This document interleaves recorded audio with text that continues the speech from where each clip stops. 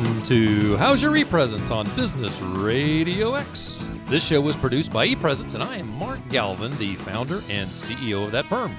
We are coming to you live from the Subaru of Gwinnett studio inside the Sonesta Gwinnett Place Atlanta Hotel. So this show, we've talked about this show a few times, and I'm not going to go into as much detail as I have in the past because you probably know what we're doing here. We talk about social media and how does social media help you in your business? How can you use social media to make you some extra money?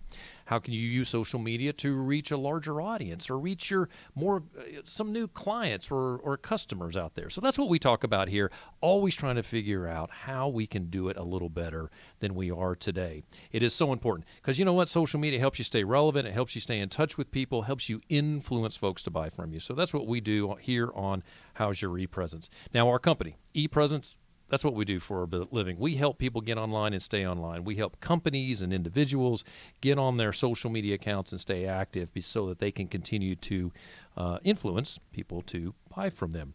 We've added a company social media channel for ePresence, so we've always focused on the personal social media side. But if you're an organization that would like for us to help you get active on social media, we can do that.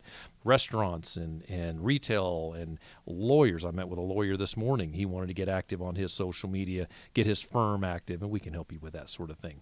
And that's because what do we do here on social media? We want to help you connect with people because people do business with people, and people interact online with people. So get your company account active, get your personal account active, because that's where you're going to connect with your audience. So if you are interested, you'd like to throw a question at us today, you can reach me on any of my social media handle, and it's easy as this. I have one handle. It's ePresence, M for Mark, G for Galvin. ePresence MG. It's the same everywhere. LinkedIn, Facebook, Twitter, you name it. That's where you can find me. Send me a question during the show today. I'll be happy to answer that. And if it comes in later or maybe I don't get to it, I'll answer those questions in the next show. So we always bring an important guest in to join us to really boost the conversation about social media. So this month we have a wonderful guest in Diana Murphy. Diana, welcome. Oh, it's so great to be here. We're having too much fun, we haven't even started. We are having a great time. And as a matter of fact, Diana has her own podcast. But let's talk about your company first, and we'll talk about the podcast. No worries. So your organization is Diana Murphy Coaching. Yes. And what do you do? I love helping overwhelmed entrepreneurs and CEOs really learn to love their businesses again. We all love them when we grow them, but then they begin to start happening to us in terms of busyness and overwhelm. You bet. And they start eroding some of the important places in our lives, like our relationships at home, our health, as well as that in turn can affect the business. How we're showing up with our family can also affect then how we're showing up with our team. Great. So it's just such a big loop. And I know all entrepreneurs want to be really successful. Right. And taking care of their lives in a really vibrant way absolutely helps the business too. Yeah. Not only the person. You know, there's something that came up this week. I'm in a business networking group, and we have presentations every week in this group. And the who was it? It was the mortgage lender got up to talk this week, and she said something I thought was interesting. She said, having a low credit score isn't just indicative of somebody not having money. She said she has a lot of very wealthy clients that don't pay their bills because their life is so hectic, they don't get around to paying bills. And it kind of speaks to what you're talking about. There's a lot more going on out there than just our business. When we grow fast or going through growth spurts or have really attained the goals that we set out, a lot of times our business starts feeling like it's happening to us. Oh my goodness, yeah. And getting I'm right there. a handle on that, and that takes a new entrepreneur. It takes growth, and that isn't comfortable or natural. There may be some new skills they need to learn, but the mindset shifts, the way they need to think about their business might be really different, and that's where I can help them. That's brilliant. Yeah. So you have a podcast, and I can, you can tell folks that she's used to the microphone in front of her. She's already comfortable. She's not disjointed, and she's not looking at me with big eyes like, what are we doing? Share with me a little bit about your podcast. Okay, so I created a podcast about, my first episode was 2 years ago this February, and it was weight loss for CEOs. I was focused mostly on the health aspect, and I produced 77 episodes, I loved what it taught me. So, and I also loved just coming to my audience in that way. Right. And you communicate so well. And you and I connected through through somebody, my Mutual business friend. networking friend. Yeah. He connected us, and we had a great time talking. We solved a lot of very important crises on that phone call that day.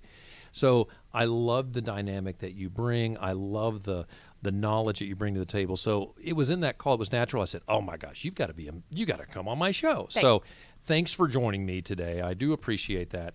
We're going to do a few things. We're going to talk about social media a little bit, if you're okay with that. And there's a few things that I want to talk about, what's going on social media, some interesting topics. Then we're going to come to talk to you. And we'll get into some of those questions. And you and I have some, you've given me the okay to ask you some tough questions. And so I picked out the hardest ones to come at you with.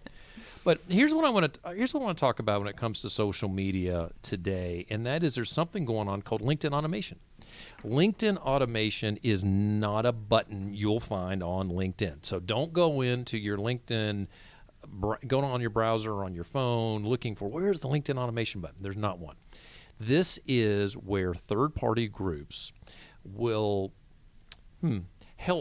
look to help people by going onto LinkedIn for them and soliciting their connections by sending LinkedIn messages, LinkedIn messaging, direct messages. LinkedIn Messenger may be a good way to look at that, maybe the term that LinkedIn uses, as a matter of fact. So you've seen this. And I think, Diana, you told me this has happened to you. Somebody a lot of cold connects, cold asks, and immediate requests for, oh, do you want to get on my calendar? Right. And but when you hit somebody on LinkedIn Messenger, and you and I have traded messages through LinkedIn, as a matter of fact, we did that.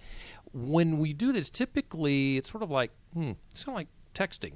Yeah. We're texting back and forth. I can share a file with you. I can share, in fact, I gave you a couple of banner ideas for your LinkedIn profile right through LinkedIn messaging. And that's what it's for. But there are systems where I can ask someone to send 100 different messages, and it's a program, and it just simply lays on top of my LinkedIn profile, and I tell it, go to my connections and just send out these messages.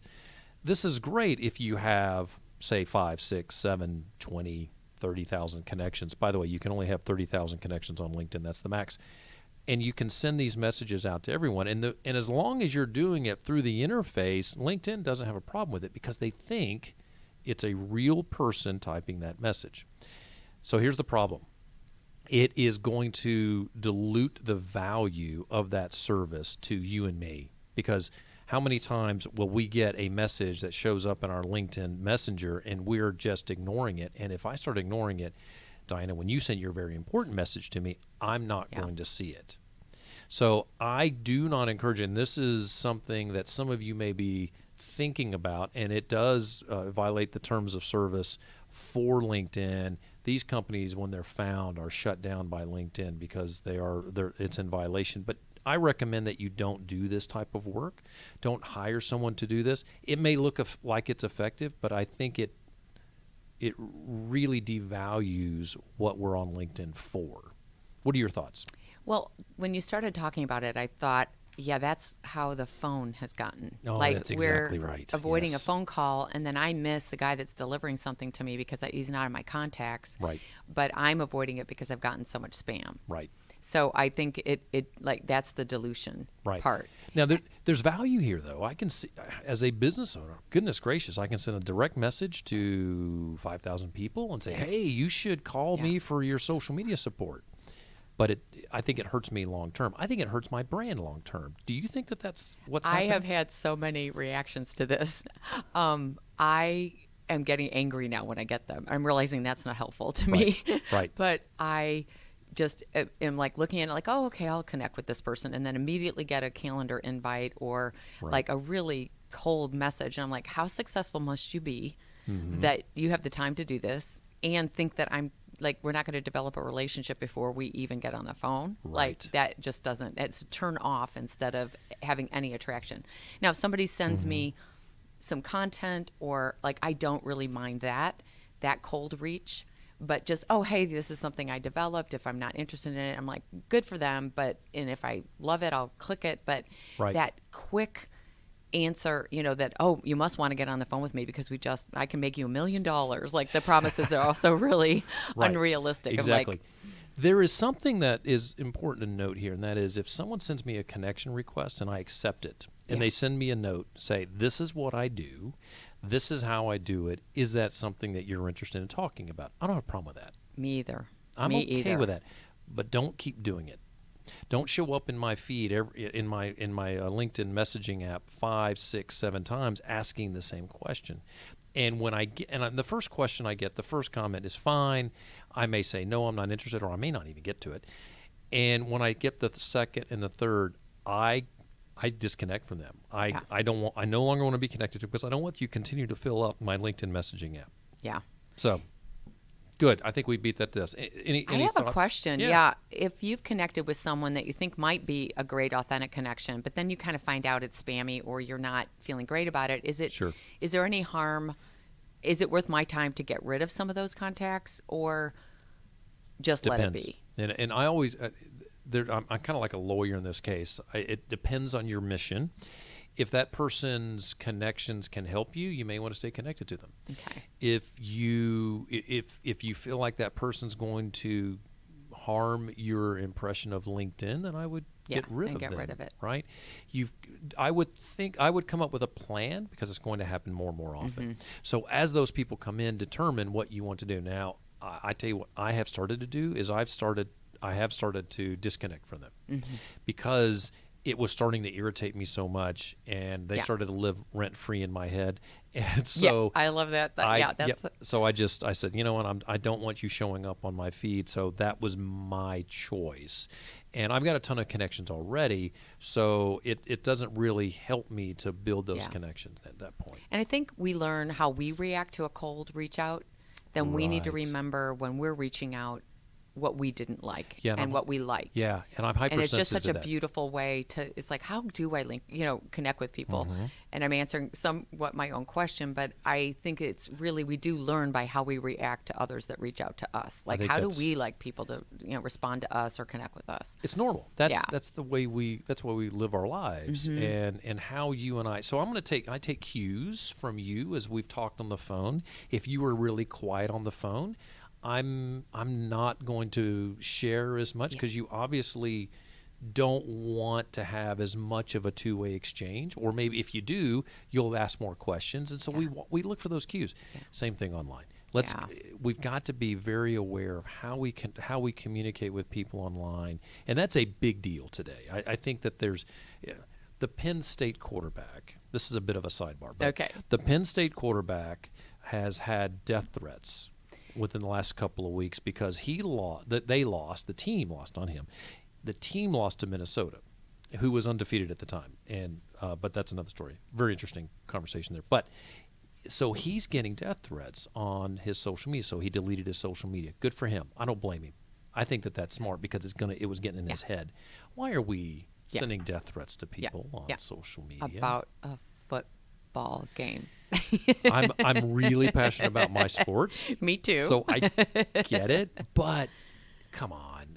Even if you're upset with a quarterback because he throws 4 interceptions as the Georgia quarterback did against South Carolina, that was upsetting, but it doesn't mean I'm going to send him a death threat, right? I could be upset about his play that day, but I also need to look back at me. Am I perfect? Do I always have a perfect day? Some days I don't. So anyway, we have to be smarter about what we share on social media. If we're critical of someone, are we going to be critical about them in public? That doesn't make any sense. Yeah. That's not how. This is the public square. It's the public arena. We should not do that. Okay, one more question about social media. How much posting is too much posting on LinkedIn? So should I post 15 times a month? Should I post once a day? Should I post twice a day? Maybe I should only post once a month. What's the right ratio?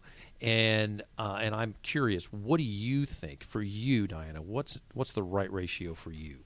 Well, I've just recently decided to only play and take part on LinkedIn because I know that my ideal clients they don't have time for the other social media. Who is your ideal client? So my ideal client is that business owner, that entrepreneur, CEO, or an executive that is working a lot of hours. Gotcha. And that is not where they're living or growing their business. Some might be, but very few are investing their time promoting their business. Their noses are in their business. Right. But they know for their professional growth and to make connections, because there's a percentage of their time that they are knowing that they need to bring in new business. They are lifting their head up, and I feel like that is the place where when they lift their head up, I'm meeting them. That's where they're going to do it. Sure. Yeah. So you've decided to invest in LinkedIn. Your audience is there. How often are you trying to communicate to right them? Now, I write twice a week to my own list, and I just decided to start putting those on LinkedIn. And you're putting those on LinkedIn Publisher. Yes. Yes. And that's working well for you. I've seen your posts. Yes, They're I'm getting a lot of people. over 10 clicks, and I'm engaging in a little bit of conversation, not a lot yet. Great word, by the way. Yeah. The clicks are engagement. You like the clicks? Yeah. Okay, engagement. good. Engagement. I like that. So the likes, and not as many comments yet, but I'm looking at who likes to connect there and maybe thinking of doing more questions. I've been doing inspirational quotes on the other days, and now getting to a point of intentionally sharing an article that gets my attention. But I have not gotten real regular with that yet. So, folks, here's what you should do. Look up Diana Murphy Coaching. That's her LinkedIn URL. If you don't know how to pull up a LinkedIn URL, go linkedin.com/in/Diana Murphy Coaching. That's the handle for everybody has a handle on LinkedIn. Some of you have randomized numbers on yours. You can control that. That's a whole nother episode.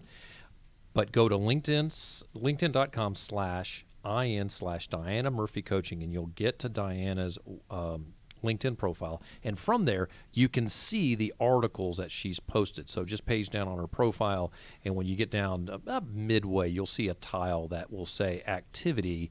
Left side will show her articles. The right side will show her activity. Check out her articles. That's what she's talking about. This is what's interesting. You're using LinkedIn Publisher, and don't tell anybody. I hate LinkedIn Publisher. Why? It doesn't work for me. So you and I need to talk because you're getting engagement. The engagement on LinkedIn either likes. Getting likes is engagement. And in fact, LinkedIn sees comments and likes as the same. Yeah, I love that. It doesn't distinguish the difference between the two. And when they're liking your LinkedIn Publisher article, it's pushing to their feed. So it'll show up in their feed, and that's why you're getting more engagement because now you're reaching a larger audience. For anyone out there, this is extremely important. You need people to like or comment on your posts because you'll then get your post or your article in this case pushed to their feed, and that grows impressions and hopefully engagement. LinkedIn is very organic, which means that you can reach a lot of people through just posting something that is interesting versus some of the other social media outlets. To reach a lot of people, you have to pay for it. So in LinkedIn, post something interesting, and Diana, you're doing that. You're reaching a larger audience. Folks, if you see something you like Diana's posts, like my post, please. Like Michael Salmon's post over here from, because he posts a lot for Business RadioX. You're going to help the people that you care about reach a larger audience. And it's just it's sort of like giving it's like giving a tip. It's like a gratuity. Hey, I like this.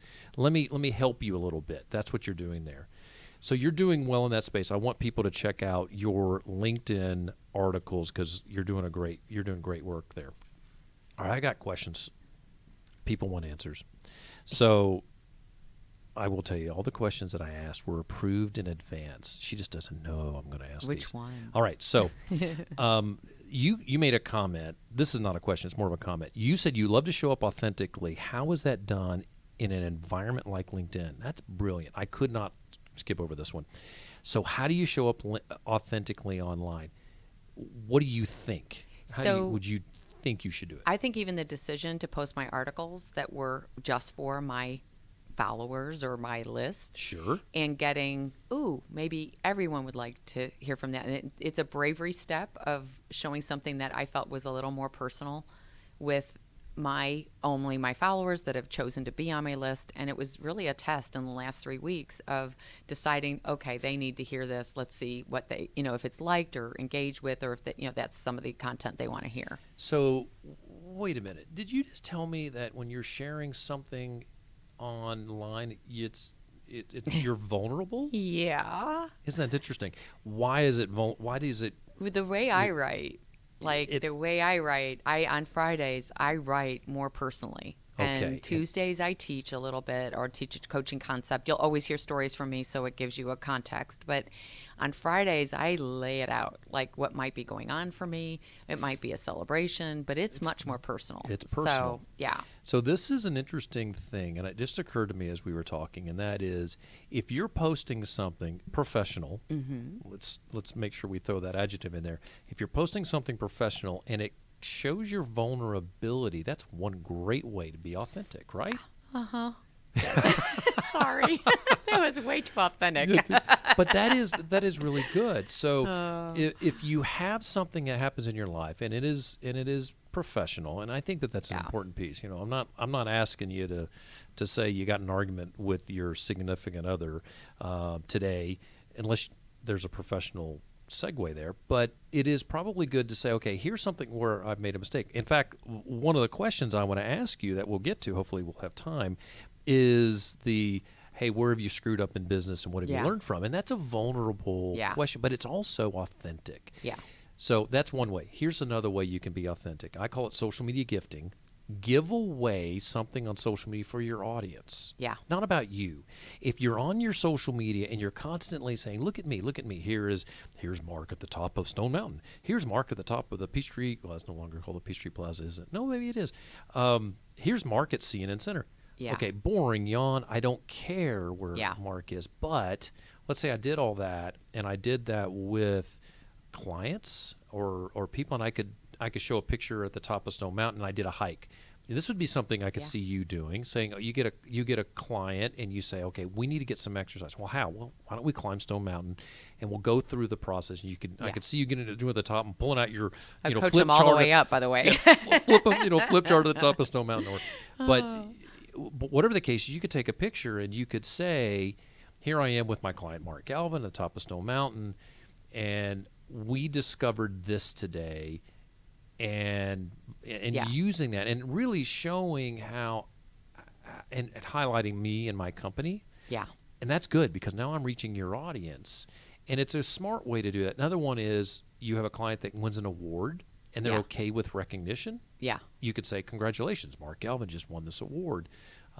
Those are great ways to be authentic and sharing content about your audience or your clients.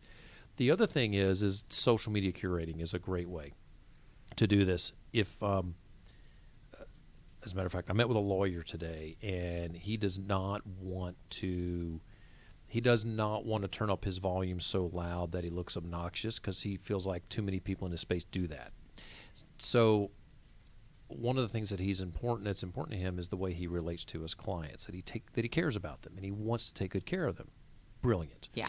I said, you know what? Here's an example. Go to Harvard Business Review. Find an article in Harvard Business Review that talks about how you relate to your customers in a personal way. Grab that article, post it on your LinkedIn feed, but share why is that article important to him. Yeah. And say something. This is important because it yields this, and this. I thought it would be valuable for you guys to see. Don't just post the article and just walk away. Those are simple ways to be authentic, and people appreciate that. They don't appreciate just articles, but why is that important? I was talking about that Penn State guy, the quarterback. I posted that on my LinkedIn feed when I saw that he deleted his social media because of the death threats. And I have a personal thing there. I've got kids that are that age, and my kids would be demolished if someone landed on their social media and say, I'm going to kill you. I can't imagine how he took that. So that's an example of something you can do that comes from the heart. All right. I'm gonna fast forward here because of time. So, one of my favorite questions to ask important, great business leaders like yourself is, what's your biggest business fear, or where's your biggest business fail, and what have you learned from that? So, what's your fear? Maybe it's the fear side. I'm afraid of this. How do you handle it? Or, I had a colossal fail here, and here's how I overcame that. Okay, so being a solopreneur, the fear is always that it's all going to like evaporate. Right. You're going to wake up So tomorrow. We'll just get that over with.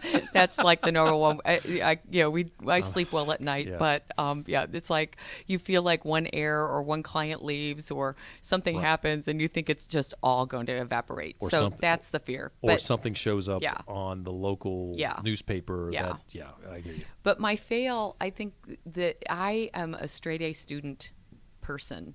And so the fail fast, the fail forward, that is still like a big part of my learning right now as a business owner. But my fail was, and we can call it a fail, but it was amazing, was my podcast. And Wow. I launched it when it was starting to get very noisy.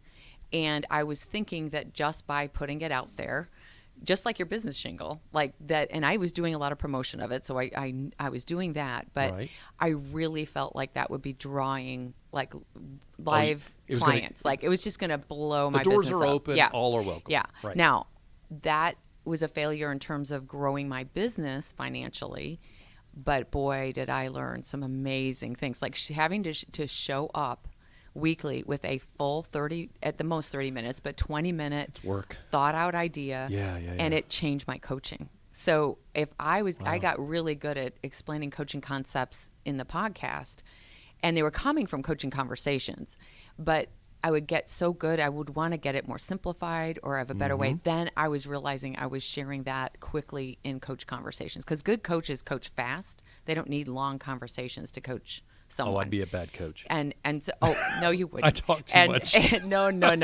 Well, yeah, it's because you just have to ask questions as a coach. You don't get to talk. And that's also why I love the podcast, because I got to talk. Oh, sure. Oh, I get So that. I'm a talker. Yeah. But I love the what it taught me, that showing up for my business in a really powerful way. And it was a very high quality. I had good listeners. The quality of the show was amazing. I'm very proud of it, but it did not Should be. create the result I wanted. Right. But I just did it too early in my business cycle. And so I'm Wow. ready to roll again. Probably in the next 6 to 8 months, I'll be back, because I just love it. See, that's really cool. Yeah. All right, I'm looking at the time here. So Yeah. Sorry. we have no. I'm just. I'm not a looking at short answer person either. Yeah. So I'm wondering, can I get to this one? What would you tell a new business owner? What would you tell them that they should either focus on or avoid? Okay. So I'm a mindset coach. Mm-hmm. They should hire a coach before they do anything. First thing, get a coach. Because it is so challenging to start a business, and fear is real and it slows us down, and self-doubt is real and slows us down, and nothing's gone wrong if we feel it. But when we ignore and those feelings go on in the background, we're not growing at the rate that we could. Wow. And if I'd really learned earlier or had found the right coach earlier, I know that my business growth would have looked different in my Fascinating. early years. That's brilliant. And I think we put it last. That's one of my mantras, that it's like, we'll do everything but invest in ourselves. And investing in your own mind and the way that you create your business and stay clean and manage your life is probably the most powerful thing you can do. Wow. I agree with that. I did not hire a coach immediately. Yeah. We wait till something's gone wrong. That's not when to hire a coach. It is a nice time to hire a coach, but you do not need to wait until things are falling apart. So I didn't have trepidation or fear. My problem was when I started was I didn't have any trepidation or fear. That was my biggest problem. Yeah, I know. Okay, that's another show.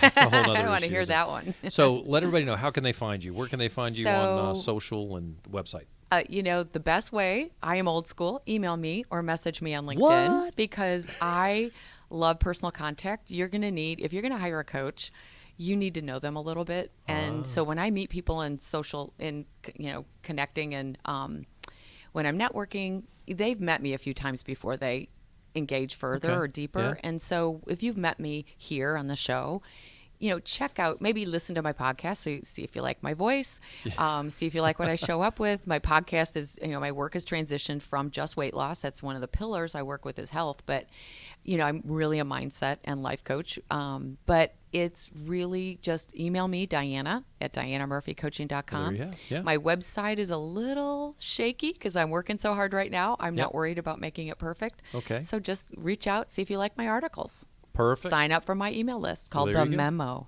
There you go. That's what you Did should your do. brain get the memo? Oh, That's very why I nice. called it The Memo. I love that. Well, thank you for being here. Thank It's you. always a This pleasure. was fun. I love chatting with you, and I'd love to. We're going to continue our I conversation. think there's something more happening. Yeah, I hope so. Absolutely. So let me tell you where you guys can find ePresence. You can find us at epresence.me. That's epresence.me because it's all about you. Thank you for joining How's Your ePresence today. We broadcast live on the third Thursday at 3 o'clock, or you can catch any of our shows 24/7 by going to businessradiox.com and selecting the Gwinnett Studio and then clicking on How's Your ePresence on the show logo there at the bottom. Also, you can find us on How's Your ePresence on iTunes, Google Play, SoundCloud, Spotify, wherever. We're every place. But you can also find us, we just got this set, at howsyourepresence.com. So we grab that URL, and we're now on Amazon's Echo. So you can add us as one of your, whatever they call that, there's a name for that. I can't remember, but catch me next time. I'll tell you that. But look for us on Amazon Echo. You can find us there. But also, we want you to listen to us here, of course, right on Business Radio X. For more about ePresence, just a reminder, find us at epresence.me, epresence.me, because it's all about you. Until next time, for my guest, Diana Murphy, I'm Mark Galvin, and this has been How's Your ePresence on Business Radio X.